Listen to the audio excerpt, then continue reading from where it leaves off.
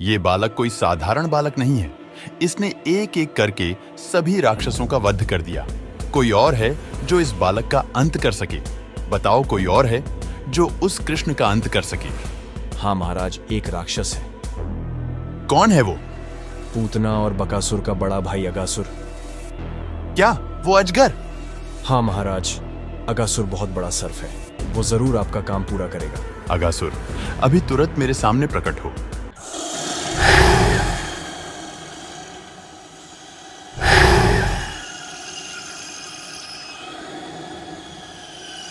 महाराज कंस की जय। महाराज कंस, मुझे ज्ञात है आपने मुझे क्यों बुलाया है। मुझे भी कृष्ण से अपने भाई बकासुर और बहन पूतना के वध का प्रतिशोध लेना है। अगासुर, जाओ और मेरे उस काल को मौत के घाट उतार दो, जिसने तुम्हारे भाई बकासुर और बहन पूतना का वध किया। उस कृष्ण का अंत कर दो।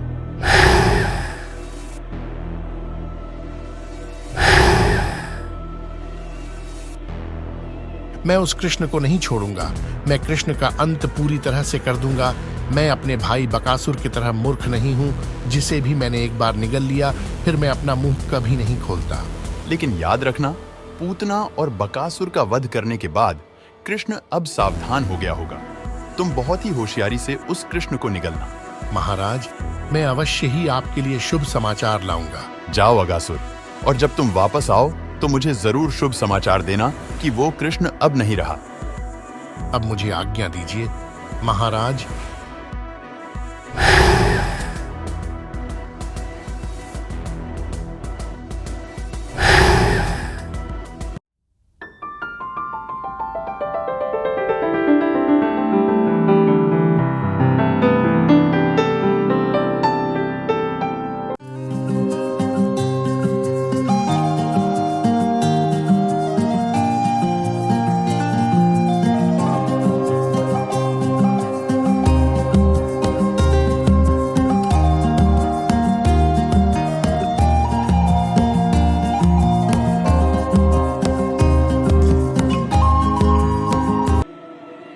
अच्छा, तो ये है कृष्ण, जिसकी बांसुरी की धुन सुनकर सभी भागे चले जा रहे हैं।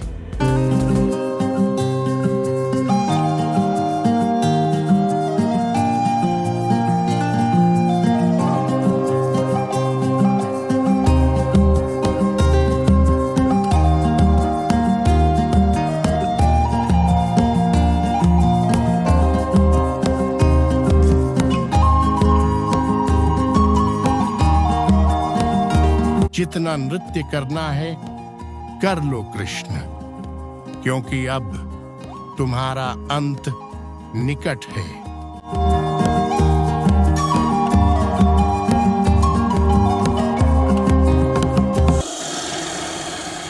मैं यहां एक गुफा का रूप धर लेता हूं, फिर अवश्य ही कृष्ण और उसके मित्र मेरे मुंह के अंदर अपने आप आ जाएंगे।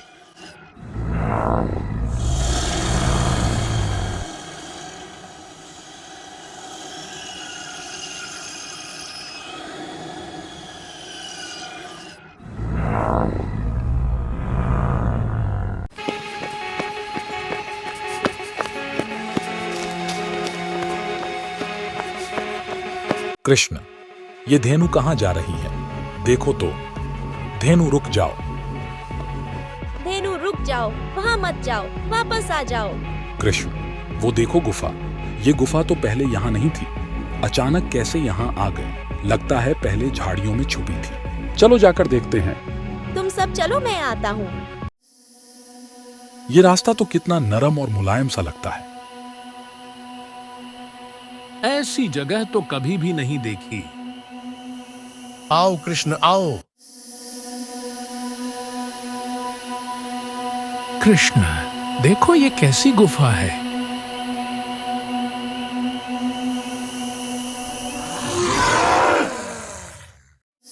यहाँ तो कितनी दुर्गंध सी आ रही है।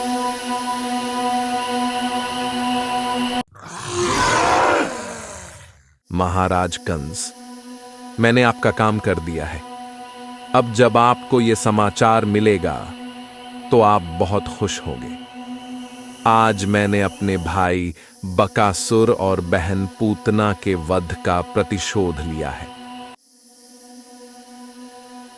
ये तो बहुत डरावनी जगह है। कृष्ण हमें बचाओ। सखा, डरने की जरूरत नहीं, मैं हूं ना।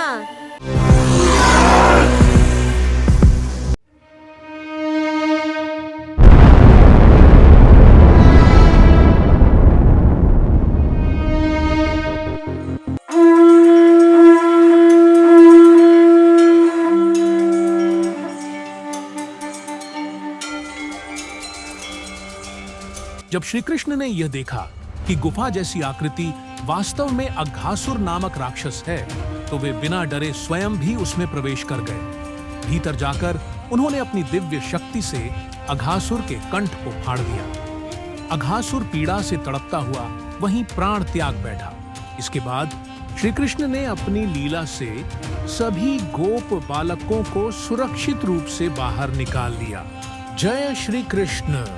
बुराई चाहे जितनी भी बड़ी क्यों न लगे, सत्य और धर्म के सामने वह टिक नहीं सकती। जो मित्र केवल सुख में साथ हो, वो मित्र नहीं। जो संकट में भी साथ खड़ा रहे, वही सच्चा सखा है। प्रेम से बोलिए राधे राधे।